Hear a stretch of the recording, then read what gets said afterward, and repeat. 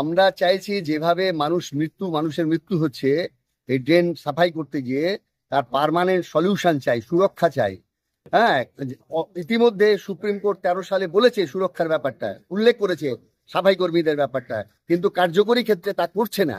তারা করছে যেটা কন্ট্রাক্ট সিস্টেম চালু করে কন্ট্রাক্টরদের হাতেই সমস্ত ক্ষমতা তুলে দিচ্ছে, এবং যার ফলে তারা তাদের লাভের জন্য মানুষকে মৃত্যুমুখে ঠেলে দিচ্ছে।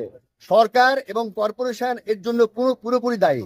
সেই জন্য আমরা এর পার্মানেন্ট সলিউশন, যেটা হচ্ছে আধুনিক প্রযুক্তিকে ব্যবহার করে সাফাই করা, এটা প্রথম কথা। দ্বিতীয়ত হচ্ছে প্রত্যেক পরিবার যারা মারা গেছে তাদের পরিবারকে 50 লক্ষ টাকা করে ক্ষতিপূরণ, এবং তার পরিবারের প্রত্যেককে একজন করে চাকরির ব্যবস্থা করা, সরকারি চাকরির ব্যবস্থা করা, কন্ট্রাক্টরের নয়।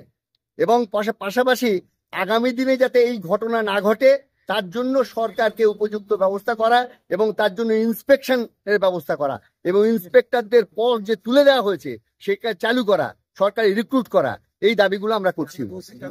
এবং দোষীদের শাস্তিটা এসেন্সিয়াল। ডেপুটেশন দিলেন মেয়রের কাছে? হ্যাঁ, ডেপুটেশন গেছে আমাদের থেকে।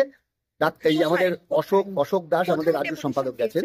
হ্যাঁ, কোথায় ডেপুটেশন গেছেন? মেয়রের কাছে গেছেন, যাতে তারা কার্যকরী ব্যবস্থা নেয়, দৃষ্টান্তমূলক শাস্তির ব্যবস্থা করে দোষীদের, এবং এই ক্ষতিপূরণ এবং পার্মানেন্ট কাজের ব্যাপারে তাদের পরিবারের জন্য যাতে দেওয়া হয় তার জন্য গেছেন।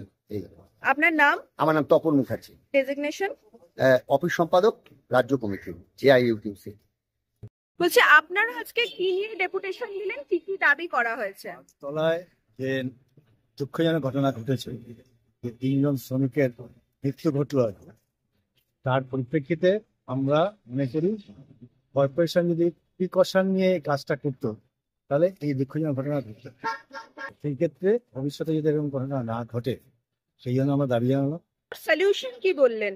সলিউশন বললো যে ভবিষ্যতে যদি এটা না ঘটে, মেশিনারি আছে, আমরা সেটাকে ব্যবহার করব, এবং যারা ওখানে লোকটা পাঠালো আর উইদাউট প্রোটেকশন আমরা তাকে শোকজ করেছি, এবং যে ইঞ্জিনিয়ার এটা দায়িত্বে ছিলেন তাকে আমরা শোকজ করেছি, এবং ভবিষ্যতে এই জিনিস ঘটবে না এটা আমাদের নিশ্চিত।